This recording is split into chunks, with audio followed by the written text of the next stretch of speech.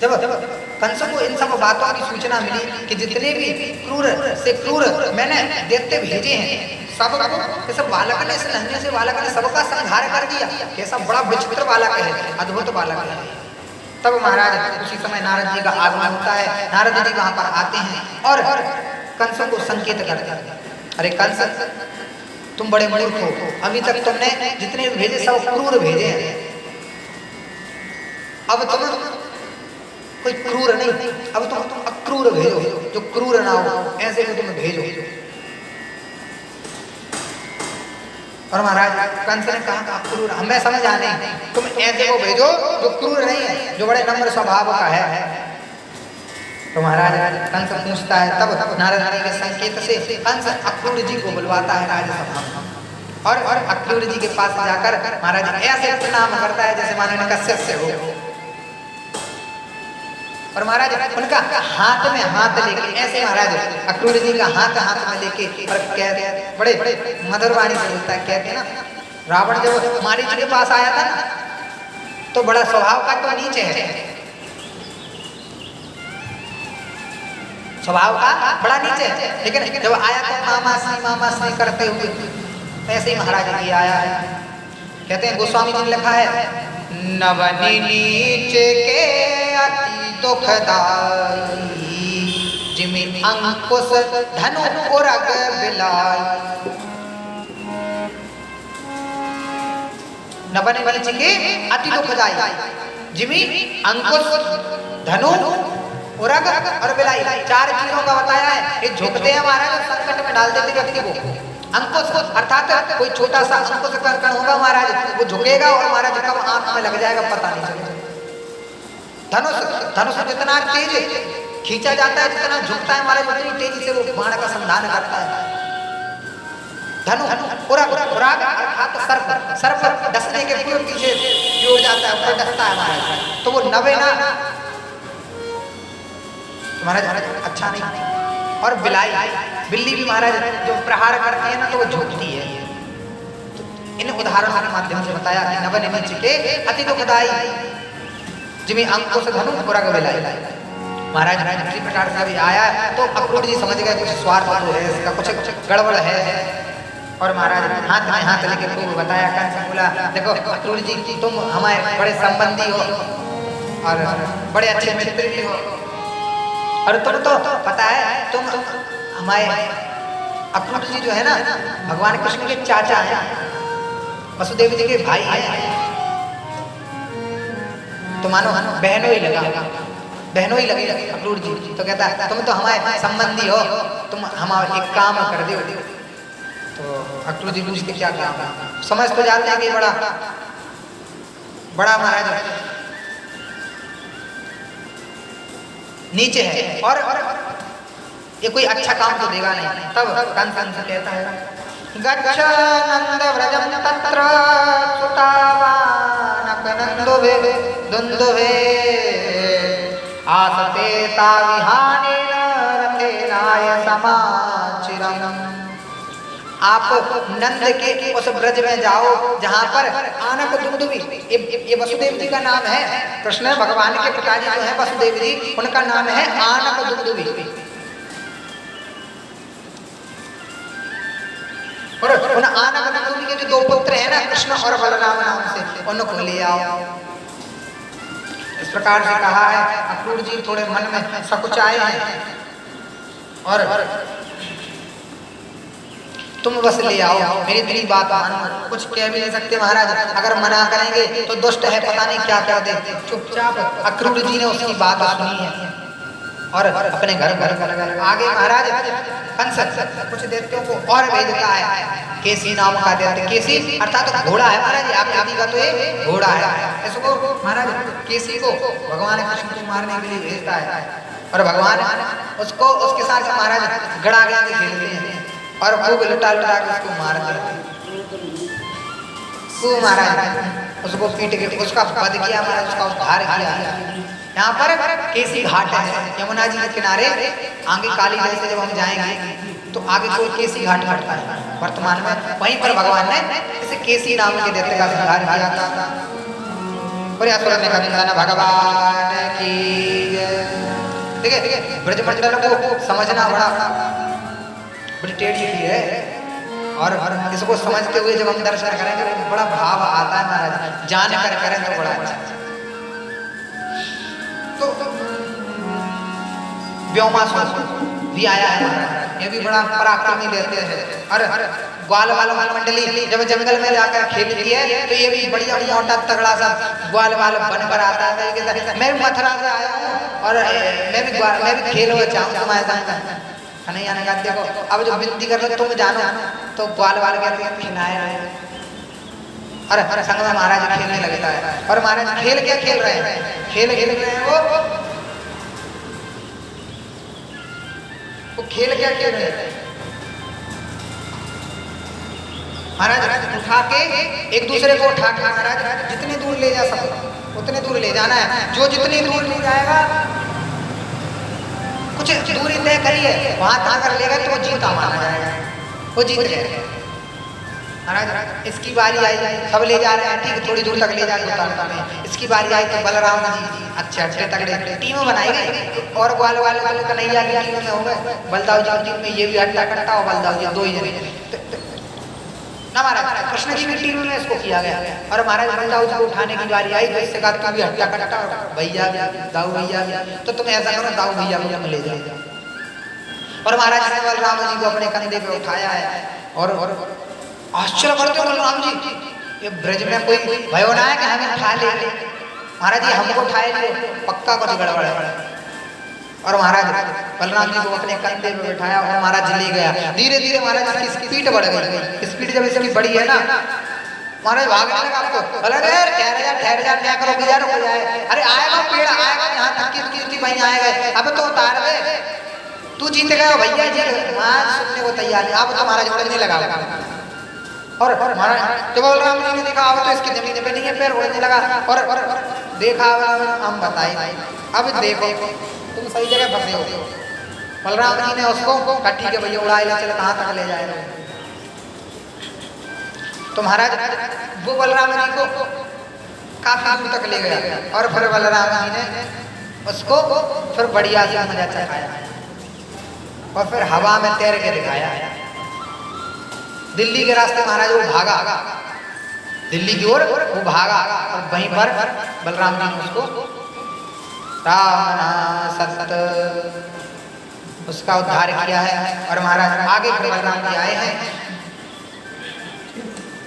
एक व्योमासुर है महाराज, उस व्योमासुर का भी उद्धार किया है। अक्रूर जी ने दूसरे दिन प्रातः काल में उठ के अपने रथ को सजाया, स्नान इत्यादि व्रत होकर और ब्रज की यात्रा की है। और सुबह रथ लगाया और शाम की बेला में अक्रूर जी ब्रजमंडल में आए हैं। सब ब्रजवासी बड़े खुश हैं अक्रूर जी को देख के, कन्हैया भी बड़े खुश हैं, चाचा जी आए हैं, परिचय दिया है। और नंद बाबा ने खूब स्वागत सत्कार किया है, उनके पैर धोए हैं और उनको महाराज बढ़िया से आसन दिया है। और उनसे पहले कुछ नहीं कहा, उनका स्वागत सत्कार किया कई प्रकार से। महाराज स्वागत सत्कार करने के बाद फिर अक्रूर जी से कहा है कि चाचा जी अब आप आराम करो, हम आपके चरण चाहते हैं, आप बड़ी दूर से चल के आए हो। और भगवान ने उनकी सेवा करी और सेवा में पूछ लिया किस कारण से आए।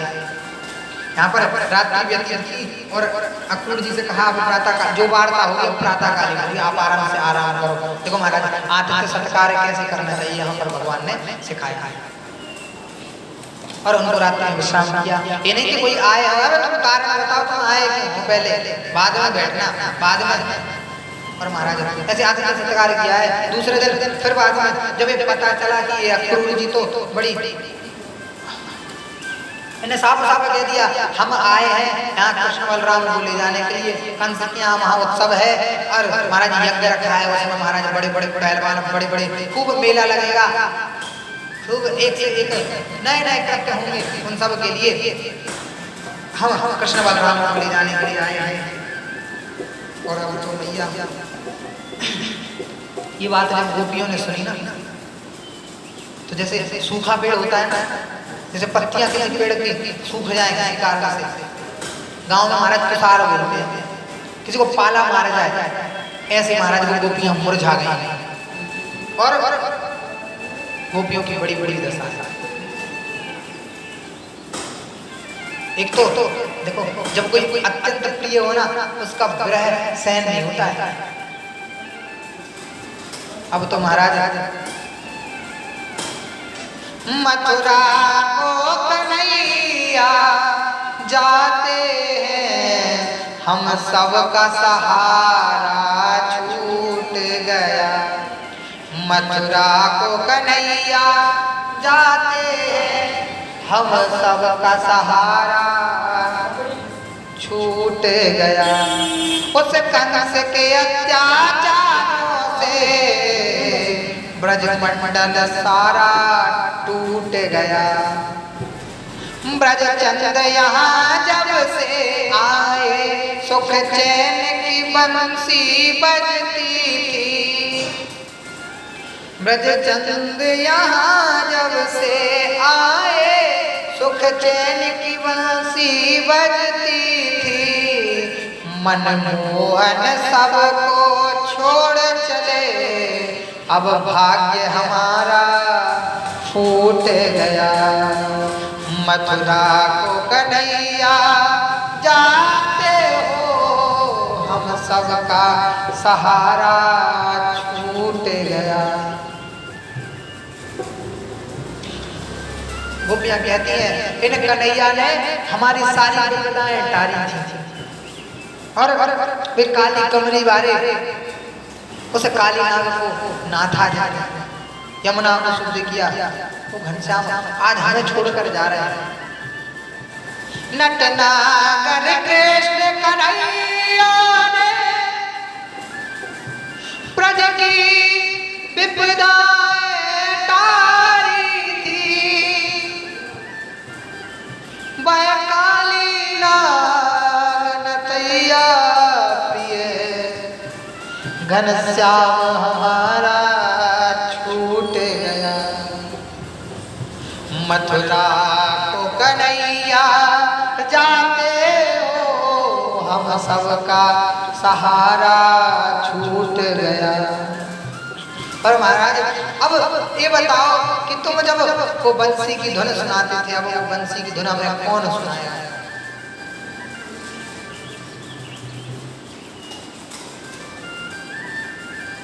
वो बंसीधर तुम हमको मोहित करते थे क्या? हमसे कोई चूक हो गई, हमसे कोई गलती हो गई क्या, जो हमारे प्राण प्रियतम आप हमें छोड़कर जा रहे हो?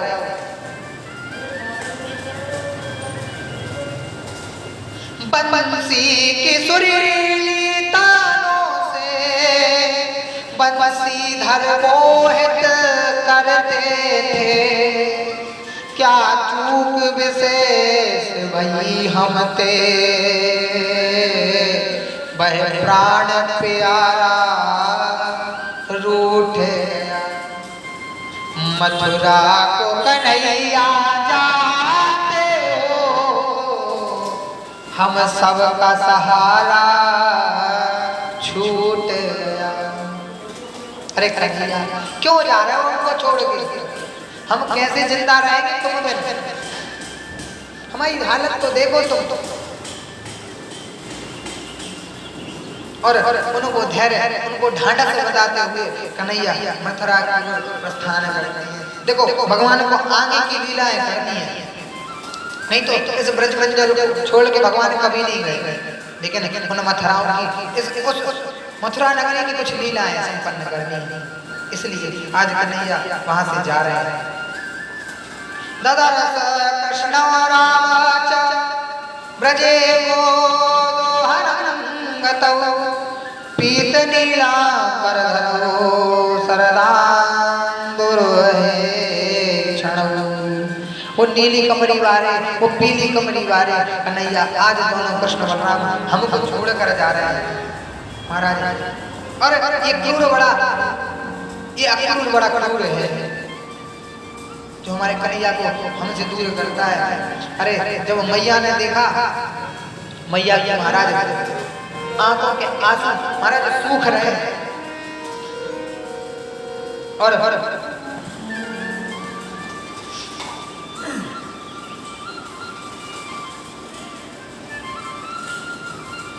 कन्हैया जब इस ब्रजमंडल को छोड़ के जाते हैं तो मैया बहुत रोती है और मैया कुछ नहीं कहती।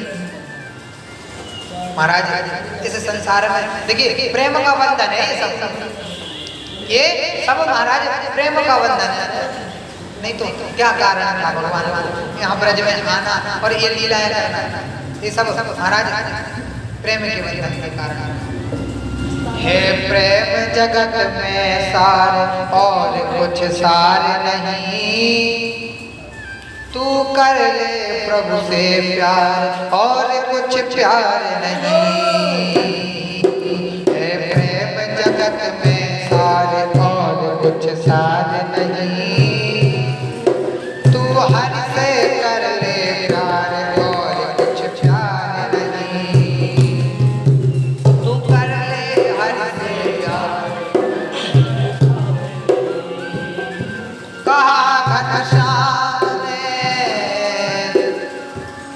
देखिए प्रेम का बंधन है, केवल यही कारण है कि भगवान इस ब्रजमंडल में हैं। और महाराज देखिए भगवान ने 9 वर्ष की अवस्था में रासलीला करी और अब 11 वर्ष की अवस्था में महाराज वृंदावन में भगवान 11 वर्ष तक रहे। तत्पश्चात उन्होंने मथुरा की ओर गमन किया है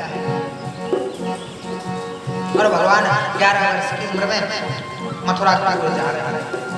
और मथुरा में रास्ते में जाते हैं अक्रूर जी के साथ महाराज वो गोपिकाएं बड़ी आशा भरी नजर से देख रही हैं, कहीं वो लौट आए कन्हैया, शायद वो कन्हैया लौट आए। कन्हैया कि वो रथ की चक्कों की जो धूल है ना महाराज, वो धूल जब तक दिखाई देती तब तक गोपियां उसी अवस्था में सब खड़ी हैं और रो रही हैं। महाराज कहते हैं ब्रजमंडल का जल खारा हो गया, उन गोपियों की विरह वेदना से जो अश्रु निकले हैं वो इस ब्रजमंडल का महाराज जल है, इसलिए वो खा रहा है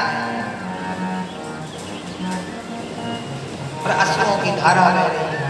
मैया बहुत रो रही है, कई मनाने का प्रयास करती हैं किंतु मैया नहीं मानती। और महाराज कन्हैया बड़ा सबको त्याग कर आज गए हैं मथुरा की ओर पहुंचे और रास्ते में यमुना जी के तट पर स्नान किया है। यमुना जी के तट पर अक्रूर जी के साथ आइए स्वागत है।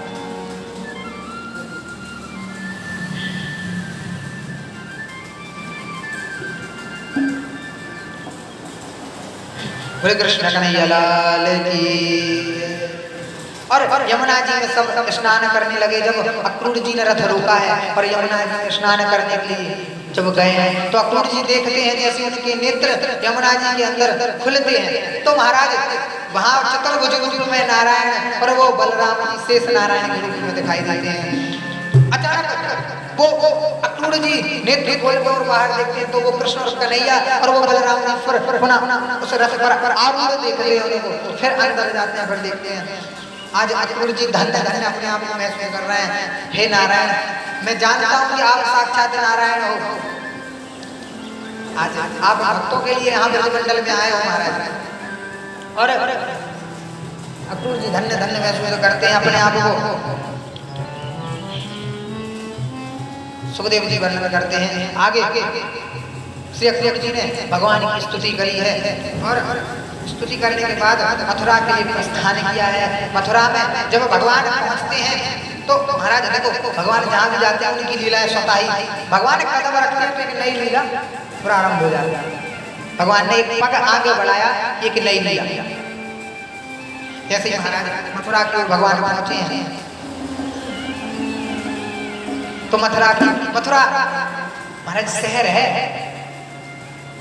मथुरा शहर है और वहां से सब लोग अपनी अपनी अट्टालिकाओं के ऊपर सभी स्त्रियां देख रही हैं, इतने सुंदर भगवान का दर्शन करते हैं। भगवान बड़े ही सुंदर हैं और सब इच्छा करते हैं कभी किसी दिन ये मनमोहन हमारे घर में आए, कभी ये हमको ये रुक जाए।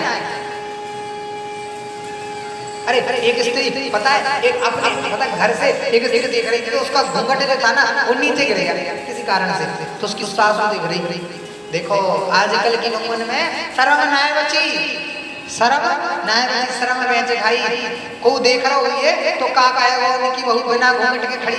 हमने देखी महाराज जब वो कहती है तो वो भाव भरी निगाहों से कन्हैया की ओर देख रही, वो कहती है कि मैया सवई ताकत है कृष्ण को मोको देखे न को, सवई लखत है कृष्ण को मोको तके न को, तुम समान को पात की प्रभु तजी देखत हो। अरे अरे तुमसे बड़ा पात की कौन होगा, ऐसे नंद नंदन ऐसे श्याम सुंदर को ना देख कर तुम हमारी ओर देख रही हो। अरे अरे वो सासू जी अपने आप को आज महाराज बड़ा खंड में करती है, पर महाराज वो भी देखती है पूरी नंद नंदन। महाराज सब के नेत्र बड़े, महाराज बोले कहते हैं रोमावली इतना सुंदर बदन है, बरहा पीडम नटवर बंकु करना है वो कर्णिकारम। महाराज इतने प्यारे लग रहे हैं वो कन्हैया, सब सब देख रही हैं अपनी अट्टालिकाओं पे चढ़ चढ़। ऐसे प्रकार से भगवान आगे बढ़े हैं और महाराज रास्ते में जाकर तुमने देखा एक स्त्री जिसका जिसका कुंवर निकला हुआ है वो जा रही है भगवान। वैसे भाव से देखो भक्तों के अंदर अगर भक्ति है ना तो भगवान एक तो सब ठीक कर देते हैं और दूसरी बात इस शरीर को देखते नहीं। भगवान अगर शरीर या इन व्यवस्थाओं को देखते तो कभी हमारे यहाँ ना पाते, क्योंकि हम इतने सुंदर नहीं है।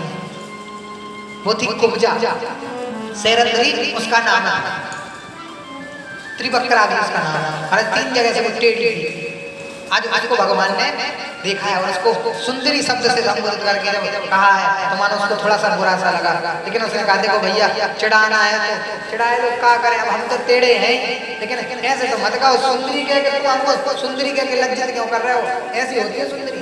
भगवान ने कहा देखो जो है उन्हें कह दिया, सुंदरी ना होती तो हम क्या कहते हैं बड़ी सुंदरी हो तुम। भगवान ने पूछा कौन हो आप, कहाँ जा रही हो, किस कारण से आगे हुआ आप जा रही हो, बड़ी मदमस्त चाल है आप, बड़ी टेढ़ी टेढ़ी सी चाल है।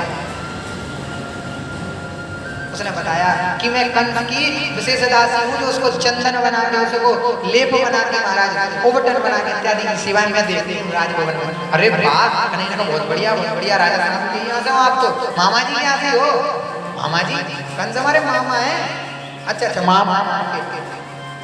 तब वो जाने लगे, तब भगवान ने उसकी जब उसने भगवान को देखा ना तो एक टक देखती रह गई, ऐसी उसकी माधुरी आज तक ना देखी। और महाराज वो देखते ही रह गए। श्याम सुंदर ने जब उससे सुंदरी कहा था ना तो ये सच भी करना था। कन्हैया ने उसके पाँव के ऊपर अपने पाँव रखे हैं और एक हाथ से महाराज उसकी कमर पकड़ी है, दूसरे हाथ की 2 उंगलियों से महाराज उसकी ठोडी पकड़ी है और एकदम एक झटके में ही महाराज उन्हें नंदन नंदन भगवान को उसको सीधा कर दिया। महाराज उसका कुबड़ गायब हो गया और उसको इतना स्पर्श पाने से ही भगवान का स्पर्श पाने से ही वो इतनी सुंदर हो गई महाराज लक्ष्मी की तरह लगने लगी। बोले नंदन नंदन भगवान की। उन भगवान ने कुब्जा को सीधा किया और फिर कुब्जा ने उनको साथ महाराज उनको घर बुलाने की इच्छा जताई है। महाराज कुछ हमारे घर में पधारो। देखो कोई अच्छा पुरुष कोई महापुरुष आता है ना तो सबकी इच्छा होती है कुछ कदम हमारे घर में पड़े। आज कुछ जाने का भगवान ने कहा नहीं अभी नहीं जा पाएंगे, अभी कुछ लीला और करनी है, आगे ऐसा करो कि फिर कभी आएंगे। आगे भगवान रंगभूमि में पहुंचे, रंगभूमि पहुंचे 2 भाई। रंगभूमि में दोनों भाई कृष्ण और बलराम पहुंचे, वहां देखा एक धनुष रखा है। रास्ते में महाराज और भी चरित्र आते हैं। भगवान ने एक रजक का उद्धार किया है, वहां से वस्त्र धारण करे हैं। एक माली का उद्धार किया है, सुदामा नाम की माली का। और महाराज सबको धन्य धन्य किया है, उससे पुष्पमालाएं इत्यादि ग्वाल वालों के साथ ली हैं। और महाराज आगे जाके भगवान ने एक दर्जी का उद्धार किया है, उस दर्जी को संतुष्ट किया है और वहां से वस्त्र इत्यादि ठीक ठाक करवा के और आगे बढ़े हैं। आगे जब आए हैं उस रंगभूमि में धनुष को देखा है, पूछा द्वारपालों को दूर रहो बच्चों। द्वारपालों ने कहा ये बच्चों की देखने की वस्तु नहीं है, दूर रहो। भगवान हठ पूर्वक उस धनुष को एक ही बार में उठा के और महाराज उसको तोड़ देते हैं। द्वारपाल देखते रह जाते हैं, इस धनुष को महाराज को उठा नहीं सकता था, इन बालकों ने उठाया और महाराज तोड़ ही दिया। द्वारपाल मानो उनको डांटने के लिए इतने में भाग जाते हैं दोनों भाई, सब ग्वाल वाले भागे और फिर अंदर पहुंचे हैं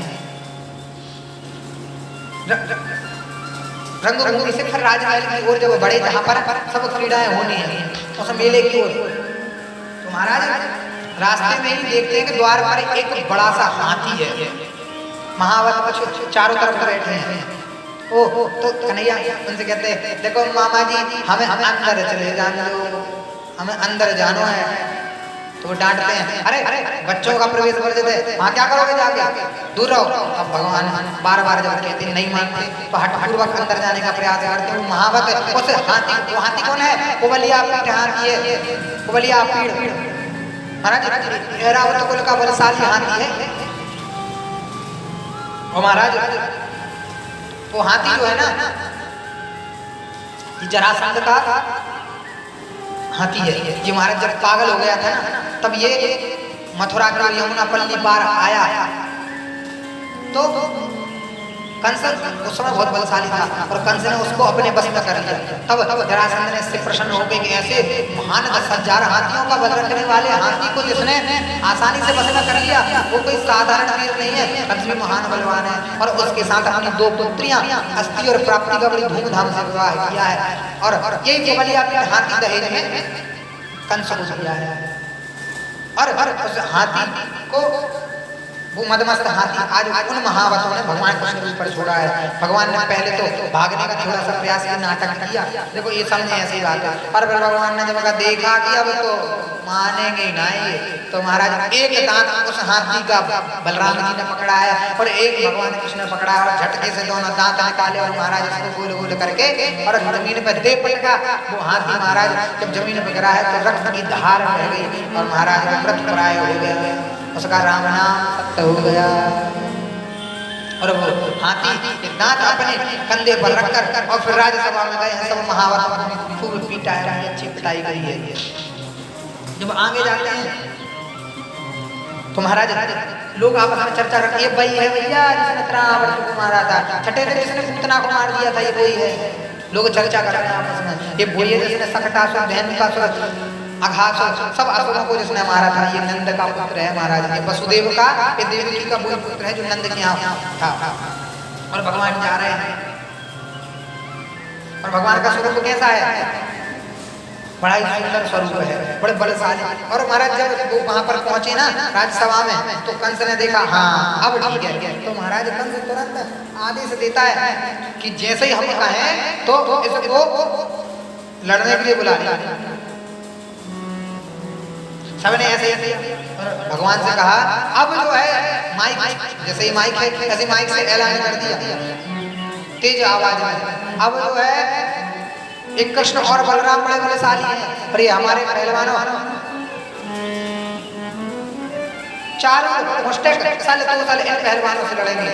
भगवान कहते हैं हमने तो कभी कहा नहीं है, लेकिन एक ऐसी चाल थी, सब लोग आश्चर्य कर, नंद बाबा देखते रह गए, बोले राम राम ये नन्हे से बालक कहाँ मारेंगे, ये क्या करेंगे।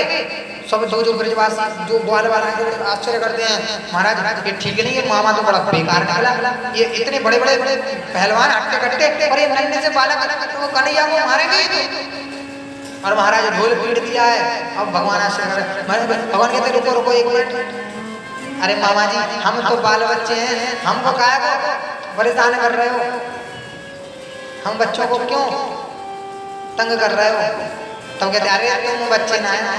और चारू तो कहता है ना बालो न किशोरस्तम बलश्चावलिनांबरः, तुम बलवान हो नहीं बलवान हो, तुम्हें ऐसे ऐसे दैत्यों का संहार किया, तुम अपने को बच्चा कह रहे हो। और महाराज अब तो युद्ध प्रारंभ हो गया। भगवान चारू के साथ रोहिणी सुत बलराम जी ने और मुष्टिक के साथ भगवान कृष्ण ने मल्ल युद्ध प्रारंभ हुआ महाराज। अब तो कभी कृष्ण नीचे तो कभी चारू मुष्टिक और खूब लड़ाई चल रही है, सब खूब वाहवाही करते हैं। अब सब ब्रजवासी महाराज डर रहे हैं, हमारे कन्हैया को मार दे कहीं एक आध घूसा जोर से मार दो कन्हैया को बारी कोमल है कन्हैया, चोट लग जाएगी।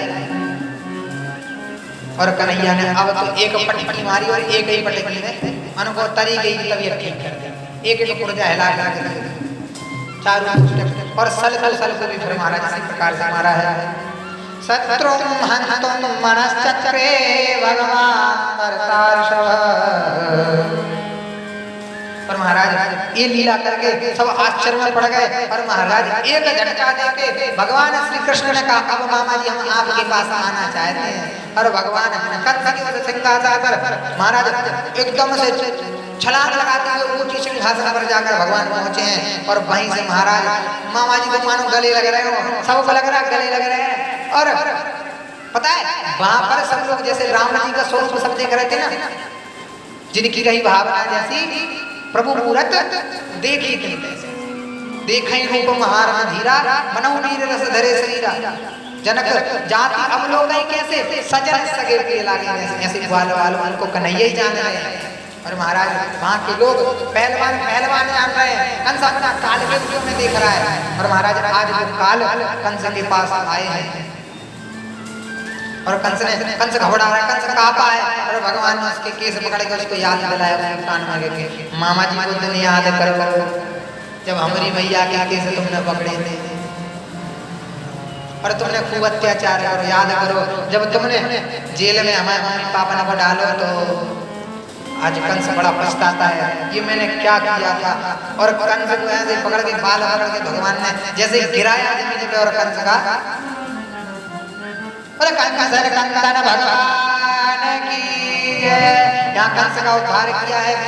अंदर महाराज की बात देखो अस्थि और प्राप्ति को पता चलती महाराज बहुत रोदन करती हमारे स्वामी को मार दिया।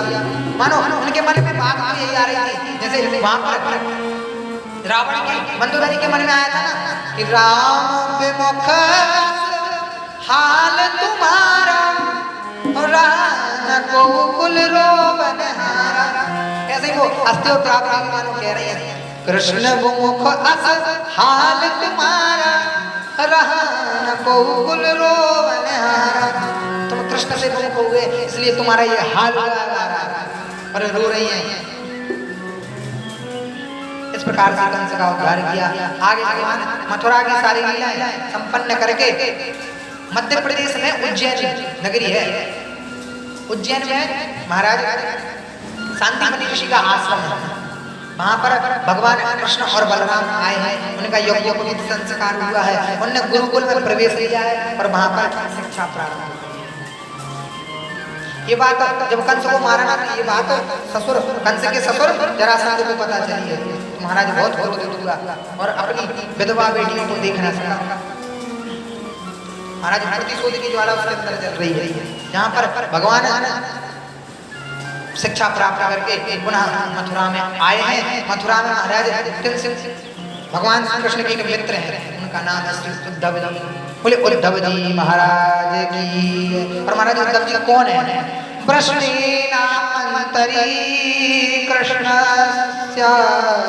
कृष्णस्य दयिता सखा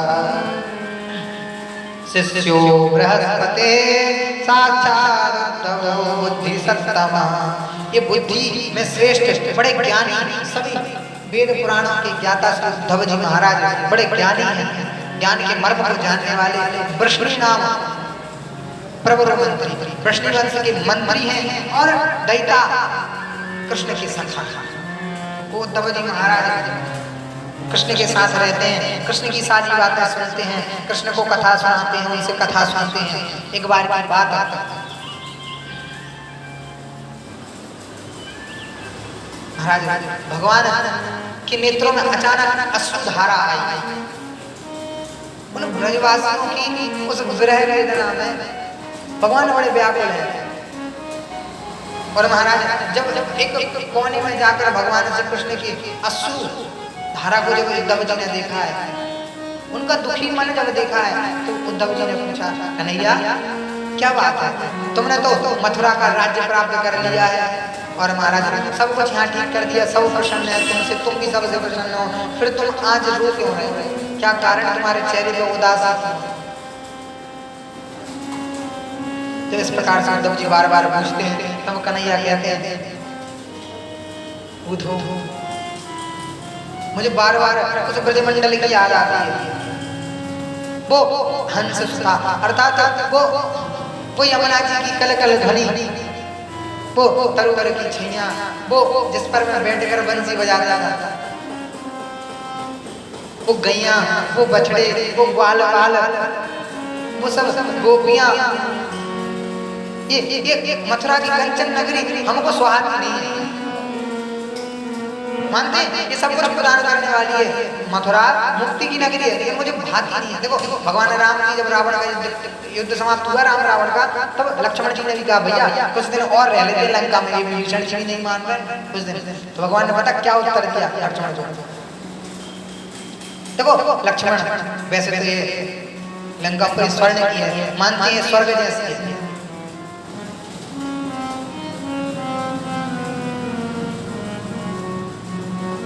लेकिन लक्ष्मण ये हमको रुचती नहीं है। यद्यपि स्वर्णमयी लंका नाम रोचते लक्ष्मण, जननी जन्मभूमिश्च स्वर्गादपि गरीयसी।